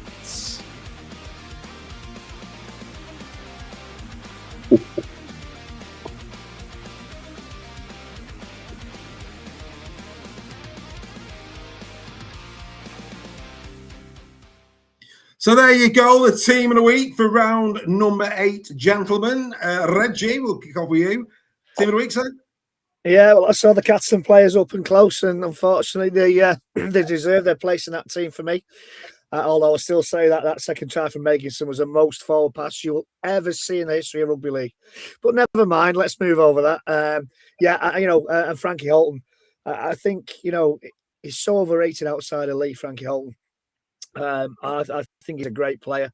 Tom Johnston doing the goods, and I think Brodie Croft, if he's not back to his best, he's damn close to it. I'm sure Leeds fans will tell me whether that's right or not. But Brodie Croft seems to be improving week on week. What a player he's becoming again after maybe a couple of years hit by injury and not playing at his best. I think Leeds are getting the best out of him again. Yeah, no, Crofty, I think he's had 10 tries now. He's 10 tries for the season, Brodie. He's flying, absolutely flying. Yeah, he's such a he's a centre and a half for Tarpey. He was classic. I mean, I think he for those who haven't really been tracking him for the season, he certainly announced himself on Saturday. But I've been saying all year, and Steph will back me on this because I've mentioned it in Captain's Run a couple of times. I've been really impressed with him. I think, first 2 rounds maybe just finding his way, but since then I think he's been very, very solid for the Dragons. Really solid. Steph, your views on the team of the week, mate? Yeah, I completely agree. Faataape was exceptional. I'm just going to shout out Josh Rourke. I think in a league we're blessed with fullbacks for a player that has been out of that team for a long time. Obviously they've got an exceptional player in Max Jowett at Wakefield, but to come in and put in that performance, obviously helped by his team, who I thought were exceptional again. But yeah, brilliant from Josh Rourke and a great try as well from him. So really good performance. Yeah, 4 assists on the day. Incredible. Absolutely superb. Josh Rourke. And Mr. Scholes, over to you. Any further comment? Lewis Dodd for me. He was as smooth as the Boddingtons on a Sunday. Were absolutely wonderful with Lewis. I think it's the best thing ever that Wayne got rid of him and let him come back to Super League. And I thought, by the way, I've got to say, Dave, the Flaming Sambuca was absolutely fantastic. that really tickled me, did that. Fair enough, mate. Always here for a little pun, you know me. But no, happy days. Look, great team. And again, you look across that team, it's just great to see players that, like I say, it just proves, doesn't it? We're fair. We're fair. I mean, Alex Walmsley, again, highest meter maker in the round, tackle busting for fun. Big Al continuing to lead the stats when it comes to forwards in Super League. Incredible. Absolutely wonderful performance from him. And I have to say, like Faataape, not Faataape. Is it Faataape? Yeah, it's Faataape, isn't it? No, Faataape at Wakey. He was the one on all of our lips last year, but I have to say, Caleb Hamlin-Yuller. Remember when they came to Warrington, I said to Greg at half time, what a game he's having. Tell you now, he is a hell of a player, and of course wants to play for England in the World Cup. Grandparents, by all accounts, were English. I'll tell you what, on this form, England could do a lot worse than Caleb Hamlin-Yuller, without doubt whatsoever. Right, okie dokie. Before we get into our final debate of the evening, as always, Super League Raw membership, it's out there. And every week I'm doing a little bit different. So we need you. 2 wonderful podcasts. There's, of course, the Tackle Talk podcast, and there is the Final Hooter podcast. 2 podcasts that get recorded by our members every single week. We need you. And, of course, if you become a member at Super League Raw, you get the opportunity of joining the panel. You can have your voice in the great game of rugby league. That's what we're all about here at Super League Raw. Why shouldn't the people who put money through the turnstiles have a voice? And if you actually listen to these podcasts, by God, do they know their beans. Incredible stuff on these podcasts. So Monday mornings, you can listen to the Final Hooter podcast. And then on Tuesday mornings, you can listen to the Tackle Talk podcast. 2 wonderful podcasts. Become a member today. Be a podcaster. Come and join the Super League Raw family. It'd be absolutely marvellous. The QR code has been on the screen most of the show. It'll continue to be there. If you're listening, just go over to www.superleagueraw.com. Come and talk about the great game of rugby league. What we do is very unique. It's 2 ways. We give you a voice here at Super League Raw. Of course, we already mentioned last week, you get to be a part of the WhatsApp group, a main debating group, Final Hoot and Tackle Talk groups there as well, meetup groups and more. That's all there. And of course, events, pre and post game meetups with exclusive discounted tickets, and we're going to get to that in a moment. And of course, we're also doing some new features this year. We're in the process of arranging our first ever Ladies' Day at the races and the first ever Super League Raw Christmas party. This on top of Magic Weekend and the grand final experience here at Super League Raw. More on that as we go through the season. For those who are eagle-eyed, a little bit earlier on, of course, we've got some great things coming up. One of them, Club Wembley. Your opportunity, if you remember, to come with us to Club Wembley. Great opportunity, £35 to be in the best seats in the house, padded seats, a fantastic concourse, really, really good pre and post game experience. Come and join us. If you want to be a part of Club Wembley, again, go to the shop on our website. Tickets are available on there. But unfortunately, the window is getting close poster being closed on that. So you need to react very, very quickly if you haven't done already. And of course, we have got competitions. So the Club Wembley competition is live and this competition is live. The Magic Weekend competition. This is for both days to join us at Village Street. It's sold out, is Village Street. Again, fantastic concourse that is only for Village Street people. Only 800 in that section of the ground. The seats are right on halfway. Again, padded seats as well. This competition, 2 tickets. So do the QR code. You can enter for £5 or you can get 5 entries for 20. All monies raised goes back into Grassroots Rugby League. You could be joining Super League Raw at Magic Weekend in some of the best seats in the house. What an absolute treat that will be. Tickets, of course, for the members have already gone, but I did get a couple of extras to give away in this competition. So if you're a member and you didn't get your tickets in the first wrap, but you wouldn't mind trying to win some, then by all means, get involved in this competition. It'd be great to have you there with us. So that's some more reasons why you should be a part of our family. With all the meetups, the podcasts, and of course, some great discounted events. Make sure you take a look at our membership page on www.superleagueraw.com. Right, let's get into the final debate of the evening. It's here. England have their man. It has been leaked. Surprise, surprise. It's going to be announced on Thursday that Brian McDermott will be the coach for England at the World Cup this year, beating Paul Rowley, Brad Arthur, Steve McNamara, who probably had to step back because the FC job, and Sam Burgess to that job, gentlemen. So first and foremost, let's kick off.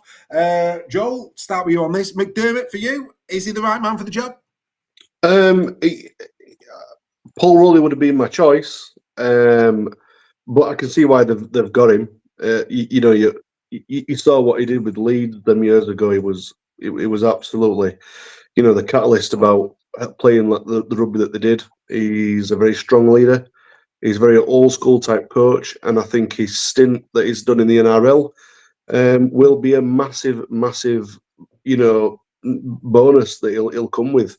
He already had a crazy amount of experience, but now he's got a plethora of it, and he is going to be a wonderful coach, I'm sure. And the fact that he is British and he wants the very best for England, and I think he's got that respect from the players. He will do. Yeah, I mean, Steph, interesting that Kevin Sinfield was on the panel that has been selecting the coach. A lot of people thinking that Kevin might be putting his hand up for it once his duties with England Union come to an end. That's another thing that maybe the long-term England coach could be Kevin Sinfield. That'd be interesting. But for here and now, you've only got to look at. I mean, I appreciate what Joel's saying there about Paul Rowling. We all admire Paul, and Paul has done incredible things in terms of building teams and has been successful in his own right. But McDermott, he's got the silverware, hasn't he? That's the thing. What he did at Leeds, he got the silverware. And as we've seen, we mentioned Steve McNamara today. Steve McNamara went and did a bit of coaching over in the NRL because it does expand them as coaches. And, it's almost out of sight, out of mind where Brian McDermott's concerned. But with his background in British Super League, plus now the coaching of the NRL, you'd expect that this should be a good fit, shouldn't it? I'd say Sean Wayne had the silverware, and look where that goes. It was. I don't think it's a bad decision. It's the worst out of the ones that were available for me. It wouldn't be where I'd go, but I'm not anywhere near as intellectual as Kevin Sinfield and the panel who've chosen him. So good luck to him. I'll support him. I think Sam Burgess or Paul Rowley would have been a better fit for me, given what they're doing in the game at the moment. But yeah, good luck to him. Interesting. Reggie, do you think the fact that he's coached internationally went into his favour as well? Of course, he had that spell with the USA.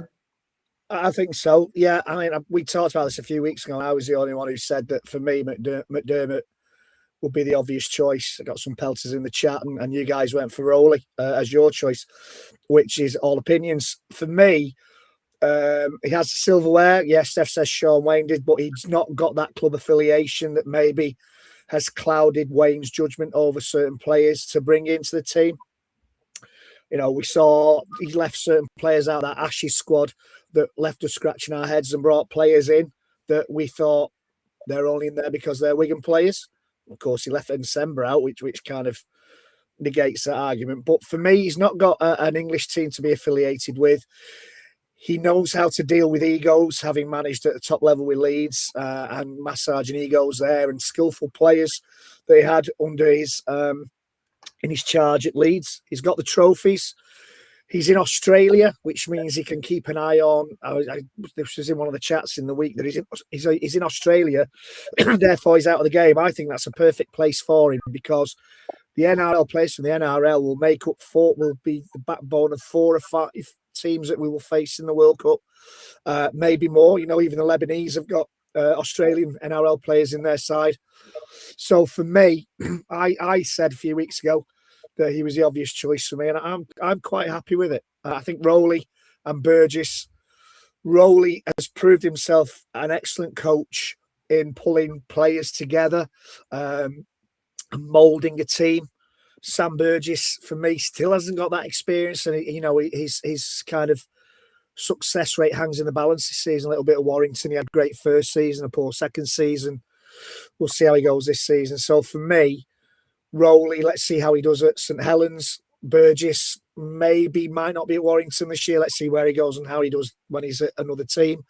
For me, as I've said, McDermott was my choice to lead England in this World Cup. Yeah. I mean, Joel, there's no doubt about it. What this from a Warrington, St Helens, Leeds perspective now, this probably good news for the fans of those clubs because there's going to be no distraction where their coaches are concerned. Yeah, exactly, and that does go in favour. I think that Reg is right. He's got no other than Leeds, no real affiliation to any club in Super League. The fact that he's done his time at the Tysons, I think, is just brilliant. And I think this is going to be a good move. I think, like Steph says, we're going to have to back him, and we will back him because I'm sure he'll do a very good job. I just hope that he gets the best players in the right positions, and he doesn't upset too many people because we know Brian Mack can do that. Well, yeah, I mean, look, but the thing is, you say that he's not afraid to make decisions. Remember Rob Burrow, so he's not afraid of upsetting the apple cart. He'll do it his way, which I think is a real positive for any coach at international level. You've got to do it your way. I mean, look, Steph. I mean, all this that is over in some respects, it's probably a positive, as Greg says, that Brian McDermott is over in the NRL because he's seeing who he's coming up against, and some key players that will be in his England squad are over in the NRL. So the question now is, who's his coach is going to be? They're going to be over here. I think there's no doubt in my mind that whoever he selects as his coaches will probably be in the UK. And I have to be honest, it would not surprise me if Danny Maguire wasn't one that he chose. Yeah, no, that could definitely be an option, and it'll be very important. I think it's important to caveat why I'm not thrilled about it. Let's go back a couple of years. He was coaching Featherstone Rovers and couldn't get the best out of a team that should have walked the championship. He fell at the final hurdle, didn't he? Yeah, but they should have walked it. They were, and probably one of the main reasons at the moment why Featherstone are in the situation they are is they couldn't get that final thing, even with a coach like McDermott with the best team in that competition. So, yes, I get he's got some NRL experience now, and I get what he did at Leeds, but it's a blur, it's a meh signing. Yeah, I mean, you mentioned that about Featherstone. It's like York last year. I thought York were arguably easily the best team in the championship, but they fell at the final hurdle. But I think the thing as well where McDermott, I think for me, there's been a lot of people over the years that have suggested, was he just in the right place at the right time at Leeds because of the personnel that he had? And I think that, that could be harsh. I mean, when you actually hear what Rob Burrow wrote about him, Kev Sinfield, yes, as Joe said, he's fallen out with people, but they have got a lot of respect for him as a coach. And so that suggests to me that he's a good bloke in there somewhere, because, if they really had an axe to grind when they did their autobiographies, they'd have put the knife in. They didn't do that. They had a degree of disagreements here and there, but overall they spoke very, very highly of him. So it is going to be fascinating. I'd tell you an interesting thing about this though. Let's broaden this, because it is what it is, and we'll find out on Thursday. So this time next week we'll probably have a better understanding of what the setup at England is going to be. But I'll pose this one to you, Greg. Right? what's interesting for me about this World Cup is, and we wouldn't have been saying this at the start of the season. We would not have been saying this at the start of the season. But let's take a look objectively now at who currently should be in conversations. And I'm going to throw out two names at our pack straight away. Jake Truman, Lewis Dodd. At the start of this season, before ball was passed in anger, nobody would have been talking Lewis Dodd or Jake Truman as an outside shot for the World Cup. But their form, Greg, I mean, Lewis Dodd has come back a different player. And that's not just because of the weekend. We've been saying it on this show and on Captain's Run all year. He's taking the line on. He looks a better player. And if he carries on, he's going to have a phenomenal season. And Jake Truman is having the season of his life. Yeah. Should they be in the mix as we sit here now? If we sit in here, if a squad was being picked today, there's no reason why not. You know, Truman has flattered to deceive, I think that is the phrase, for a few seasons, but now injuries, and again, his form has suffered as a result of that. But he's now living up to what he's capable of. So if that team is picked, that squad is picked today, there's no right reason why they shouldn't be in. But we've got a lot of rounds still to go. I just hope, I think as somebody put in the chat, that I just hope, and hopefully with him being away from the Super League, and I think he will, and I hope he will, that he picks players because they should be there, not because of who they are. I think England have suffered, and Great Britain to a certain respect before that, have suffered in the past because they picked players because of who they were and not the form they were in. And, you know, I'll say the F word, football. When Gareth Southgate came into England manager, a lot of people scratched their heads at some of the players he picked, but he picked players on form, and look how well it went. You know, he got to a couple of European Championship finals. He got us to a World Cup semi-final. Picking players who were in form and fit to a system. And I think that's you talk about players who are good now, Dave, and yeah, they would be certainly knocking on the door of a squad if we're picking now. But let's see and let's hope that he does pick the players that are playing at their best come the end of the season. But are you laughing at me, Dave? No, I'm laughing at Andy Bibby. He just doesn't. He is the gift that keeps giving on a Tuesday night. Williams is man of steel. Nobody should get him before Harry Smith in the England squad. He's obviously heard that Smith's going to be signing for Warrington next year. Wow. Williams wasn't even man of cotton in that second half on Saturday night. Never man of steel. Never in a million years. He was barbecuing on the beach for 60 minutes. Williams isn't man of steel. Nowhere near. But anyway, that's part of it. Yeah, I mean, look, Joe, I mean, again, do you know what? Like I say, you talk about players in form, off form. Everybody said Lewis Martin should have been in the Ashes squad last year. This year, he's down the pecking order. I mean, Tom Johnstone, who, you know, deputised, many would say, for Matty Ashton last year, at the moment, he's ahead of him currently, on current form. I mean, and I think the thing about McDermott is that phrase money in the bank or credit in the bank, that's gone, I think. And he's been that far away from Super League for long enough now. He's not really got any affiliation with any of the current real crop of players. So for me, probably the exception maybe of Callum Watkins, who shouldn't be going to the World Cup. For me personally, I thought you had a good ask, but shouldn't be going to the World Cup. It really is. It should be a clean slate game on, shouldn't it? Absolutely, and it's going to be interesting to see what kind of player he wants, players he wants for the World Cup. Is he going to want a bit more experience? Is he going to want some speed? You know, because as we know, the Aussies are lightning fast. It's unbelievable. For us to compete and be in and around the top three in the world, which we are, I think he's got to pick a team that's gonna not just do a job, but do a job well and make us proud of the England squad that we have. We haven't been these past few years because, as you've rightly said, it's that, you know, they've got things in the bank with me. If you're going to go with the likes of Williams again, I think, you know, you're in a hiding for nothing. He's far too old now. He's way past it. He's not England level, really. When you've got the likes of Jake Truman there, Jake Connor, Lewis Dodd, you've got many players who could do a real good service for England. you know, the likes of, you know, you talk about Watkins. If you're going to have Watkins anywhere near the team, he's going to be there as a part of the team, but more for experience for the boys, just to be there in and around the club, but not on the field. Don't need to be selected. Don't need to be selected to be there. That was my argument last year with some of the players that Sean picked, is the fact that, you know, if you want them in the squad for their experience, invite them to come along for the ride. They don't need to be in the playing squad. You know, you can bring them. And it's players like him that I would have along for the ride, for sure, to help the younger boys out. I think we need to pick some of the younger players that are playing really well, and build on this from now. You know, we don't have to win the World Cup this time. We don't have to win it. What we do need to do is just put in a good performance and build the future, and that is our younger players. You know, Mikey Lewis, you know, he's an exciting player to watch. He's quick. He's got a good rugby brain. He showed in the England camp this time that he can do a job. You know, is he going to get that over Truman?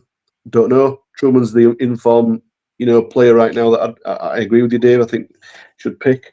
But you look at Matty Ashton. He's got to be in and around it. You wouldn't pick Truman over Lewis. I've thrown Truman in. I think Truman should be in the conversation. But if I was picking a team now, Mikey Lewis is 6. Truman, right. I think Truman goes. I think Truman's there as backup. But what in the next 4 months he doesn't play as well? Oh, we don't exactly. But if we're saying here and now, well, okay. Truman's in the conversation for me. But they both should be in the squad. They both should be in the squad. Absolutely, I agree. Yeah. And then, you know, if one has a niggle or doesn't play well, you've got an interchange man there, haven't you? We've not really had that with Sean Wayne, because he was just going to pick his players regardless. You know, I'd say the interesting thing, bring this one to, because we'll be coming back to it as we go through the season. But if you look at England, you know, and we've all said that we're on for a hide into nothing, and we probably are. But when you actually break it down, you actually look at it. I think whoever comes in has got a big call at fullback. Big call at fullback where Wellesby's concerned. Big call. And I don't think AJ, even though AJ Brimston's playing well at standoff at the minute, I don't think AJ Brimston's the answer at fullback either. You know, so I think he's got a big call there. We know we've got the wingers. We've got the wingers. That's not an issue. We know Farnworth's one of the centres. There's an argument for Hanley, Steph. There's an argument for Hanley in terms of pace. And, you know, if Hanley can get himself fit and up to speed, there's a big argument for me for Yamala Hanley in terms of because I think we're not going to defend our way to a World Cup. We've got to attack our way. I think there's an argument for Max Jowett at 1.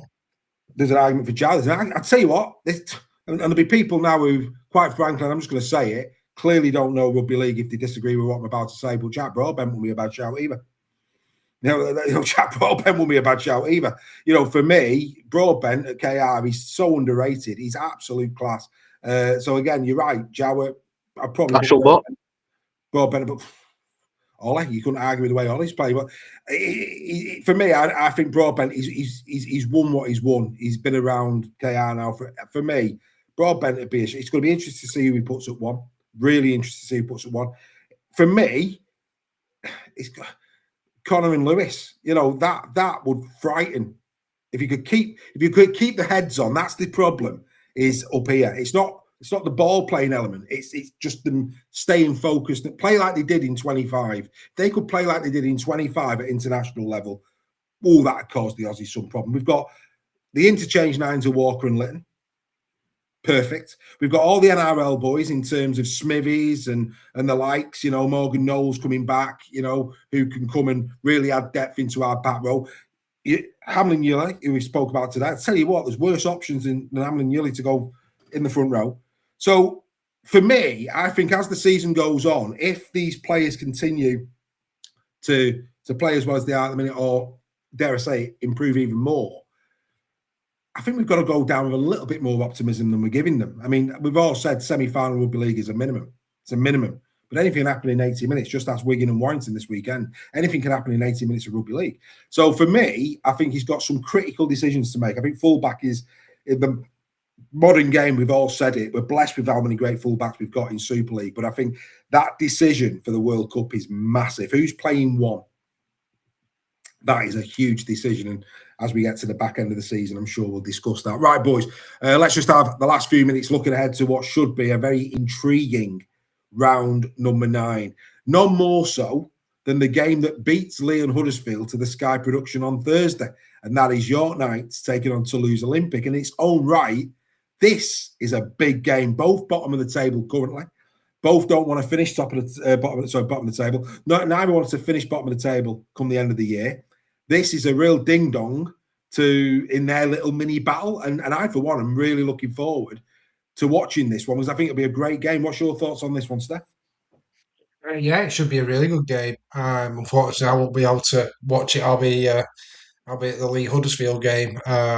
But yeah, but for different reasons, obviously the York have got their injury problems, the travel from Toulouse. But I think it's going to be a really close game. It could be a golden point, but it's a massive 2-pointer for both of them, isn't it? It's probably a 4-pointer, isn't it, in terms of the season and in that respect. But no, for a neutral, it should be a great game. Both play nice brand of rugby as well. Yeah, it will be a very, very interesting game indeed. Greg, these two are going head-to-head on Friday night as well. Leigh against Huddersfield. Leigh with their injury concerns. Huddersfield getting a little bit more back on the field now. Huddersfield will want to bounce back from that disappointing game at Leeds. Huddersfield have got a reasonable record at the LSV, as Steph will tell you. This in its own right, Greg, has got a good game written all over it. Leigh against Huddersfield on Thursday night. It certainly has, yeah. I think I was there that first game of the season a couple of years ago where Huddersfield went there and against the odds beat Leigh. Leigh, they can't buy any luck with injuries at this moment in time. Huddersfield, Joel, correct me if I'm wrong, but seem to be getting some good players back. Seem to be their bill of health is getting cleaner by the week. They'll be looking to bounce back from that leathering by Leeds at the weekend. As you say, the wheels fell off a little bit. It's a difficult one to predict, this one. Given the Giants, as you say, Dave, given the Giants' record at the LSV, it'll be a very, very interesting game indeed. Will be a very interesting game on Thursday. Friday night, we see a triple header, disappointingly. A triple header, not spread out this week for whatever reason. But we'll go with Warrington Wigan for you, Joel. Some key personnel missing. Warrington's pack has been heavily dented with Harrison, and I think Yates is going to be still out, and no Sipley as well. Mm-hmm.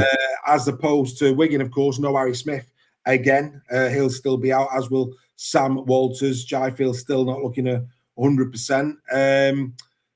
It's good. Both will want to bounce back. Where are you going with that? What's your thoughts, mate? Warrington against Wigan at the HJ? I think for Wigan, they've been hurt quite badly, within the last 4 weeks, and they're going to want to come firing. Wigan always come firing. You like the Saints, you never write them off. That would just be very stupid to do that. But on the flip side of the coin, Wire are playing some very good rugby this year. Started the season on fire, and the fact that the result didn't go your way this weekend, I think gives them every impetus to come in this game and show Wigan who's boss this year. I think Wigan are in 5th, aren't they, currently? Correct. And I don't think we've seen Wigan in 5th for a very, very long time. In fact, I think I predicted Wigan 5th, actually, for the end of the season. So that'll be quite interesting to see how that pans out. It probably won't stay that way. But we said, didn't we, that if Wigan's 1-17 gets dinted at all, they could collapse within. They could implode. And even though you've got your own injury concerns, I think that this is going to be a big chance here for Wire to really stamp on them and come up with possibly a good win against Wigan, because what Castleford dished up against them, if Castleford could do that, then Wire could do it even better. Well, I think it's going to. One thing's for certain: the atmosphere will be superb. It always is, but it's going to be a very interesting game. If it's a big if, but if Catalan was to go to Leeds and win, either Warrington or Wigan, they'll be outside the top 6 come this time next week. If Warrington was to win, that would be Wigan, which is almost unthinkable. 4 defeats in a row in Super League. That's just almost unthinkable to think that would happen. But Catalan, they are the enigma, Steph. Great win against Wire. Going to Leeds. They should go there in confidence. Leeds are playing great rugby league as well. But you know what? This wouldn't surprise me if Leeds won by 30. No, I think Leeds will. I think they'll win comfortably. Um, it's a different kettle of fish going to Headingley, and Leeds are playing with confidence. Mm. Um, yeah, I'd be amazed. I mean, at the weekend, Catalan had Spiro Bichet playing in centre. They had Boucher playing 13. They had Garcia playing 12. You know what Warrington served up was poor in that, and they should have won. Um, Leeds will not let Catalan do that to them at Headingley. Just what happened. No, I think you're probably right. It's an interesting game. Castleford FC. Cass off the back of a great win. I said earlier in the show, Greg, that no good beating Wigan as well as they did at the weekend, and then going back home and losing to FC. I think the big question here is, can FC deliver as good a performance, emotional, dedicated performance for Simon Griggs this week as they clearly did for John Cartwright last week? That's going to be critical as to Castleford's ability to back up. Yeah, I think they've got to take if Hull can take the kind of the emotion out of it and stick to the as the buzzword is at the moment, the processes. They've got a good chance. You know, Castleford again, they're an enigma. Nobody could have predicted. Nobody would have predicted that they would go to Wigan and win. So again, I can see they were very close against Saints at last weekend.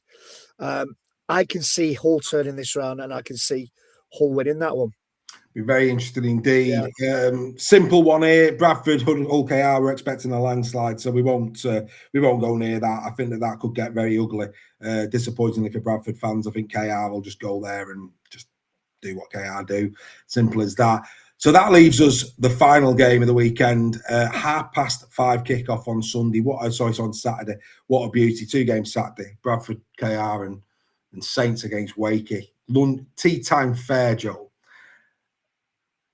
If St Helens win this, I'm going to say now, it's remarkable what Paul Rowley has done, because this for me, this is a quality Trinity team. It's in form. It's got great players all over the park. It's coming up against still a little bit of a patchwork Saints in terms of some players playing out of position, a bit of youth getting its chance. If Saints were to win this, the expectation when the players come back for Saints will be astronomical. It will be an unbelievable win for me. I know Saints are at home, but at some point you're just waiting for it to go. They can't keep doing what they're doing. How big a win would this be for Saints to go and beat Wakey? Well, to understand that, you've got to first of all understand the gravitas of the game. They both need the win as much as each other for different reasons. Saints need it to keep being there or thereabouts with the clubs up at the top, and Wakefield want to cement their status as being, a top club, and that's what they are producing is top results. I think this is going to be, a win for Saints would be far more reflective of Paul. And it might then ask the question, should Paul have got the England job? There's many questions that need answers. But, regardless of whoever wins, this will be guaranteed an extremely good game. And the fans, whether they're travelling to Wakefield or to St Helens, both clubs travel extremely well. And I'm expecting a massive bumper crowd. It's going to be absolutely brilliant. And they're the type of games you want to see on Sky. You need them on Sky because it's Lancashire versus Yorkshire. Who can take the bragging rights home for the week? It's major. But I think if Wakefield don't win and Saints get the win, could this really knock Wakefield's confidence? We don't imagine it would, because they've proved time and time again that they are who they say they are. They've come into the league and they're taking it by storm. But if Saints can pull off a win, then that really tightens up that top 6 even closer, and it just makes almost no point in trying to predict scores because you're going to get them wrong. Well, we can't predict scores. We proved that all year. It's that type of season. But I mean, Steph, like I say, I make no apology here for saying that when these 2 team sheets come out on Saturday night, Wakey will have, for me, the strongest lineup on paper. That's my view, as in terms of pound for pound. That's the way I see it. unless there's injuries I don't know about sitting this far out. But based on last week's St. Helens squad, last week's Wakey squad, Wakey will have the stronger side, and that's why we've got to give him their due respect, because at this moment in time, Wakey are a force to be respected. But that said, Paul is getting a tune out of this St. Helens team, and I think this will be probably second only to the Wigan win, perhaps their biggest win of the season. Yeah, I think Wakefield are pretty much fully fit, aren't they, as well? Pretty much. You've got, obviously, Tavanga's out, isn't he? He's still going to be out because he's injured. But yeah, the vast majority, I think Vagana's out as well in second row. But that's it. But they've got cover, haven't they, in those positions? Yeah, it's not a crisis, is it? Anything. So that's, I mean, we're seeing this throughout Super League, aren't we? You know, the teams that are fully fit are the ones that are doing the best, with the exception probably of St. Helens, who are probably doing better than people expected with the injuries that they're suffering with at the moment. So I think it's going to be a fascinating game. The interesting part is it's St. Helens, not Wakefield. I think that always plays into Saints' hands a little bit, and I think the feel good factor at Saints as well. But there's also the feel good factor with Wakey. I think this is definitely the game of the round, and it's going to be must-see TV on Saturday. Yeah, it's a great way to bring the curtain down on what should be a fascinating round 9. There's no doubt about that whatsoever. It's going to be a very, very interesting one indeed to see these. And of course, we will unwrap them all on Captain's Run this Thursday, 6 p.m. You can listen on Spotify and Apple on the way to the game. So if you're a Lee Leopards fan, Huddersfield fan, York or Toulouse fan, on the way to the game this Thursday night, you can listen in your car on Apple and Spotify to the Captain's Run. We'll get into some deep analytics in terms of these games, and we'll try our best to predict what is going on, albeit any pundit will tell you this year that is a very difficult thing to do indeed. So that's the Captain's Run, back this week at 6 p.m. this Thursday. Or, of course, you can watch us on YouTube at 6 o'clock, taking you right the way up to the Sky production. Unfortunately, we've got no Championship Rugby League this week. Craig, unfortunately, is indisposed. So for 1 week only. But at the end of the day, of course, it was the 1895. So we'll catch up with Craig. We might be able to slide something in over the course of the week, maybe get it out of the weekend, but it won't be the usual show that we put out on a Wednesday. At the end of the day, Craig, as you know, is a full-time coach. Sometimes we've got to bow to that, and he sends his apologies. But there'll be no Championship Rugby League tomorrow night at 7 p.m. Apologies for that. But like I say, Captain's Run is back. And of course, we will all be back same time, same place next Tuesday for more Super League Raw Weekly. For those who are members, you can now go over, use the social link and do your after show party and go and discuss what we've been discussing all night. Do you agree? Do you disagree? Don't know. But go and enjoy your chat. And all of us guys will be back same time, same place next week. Thanks, boys, for your time as always. Enjoy your Rugby League this weekend. Bye for now.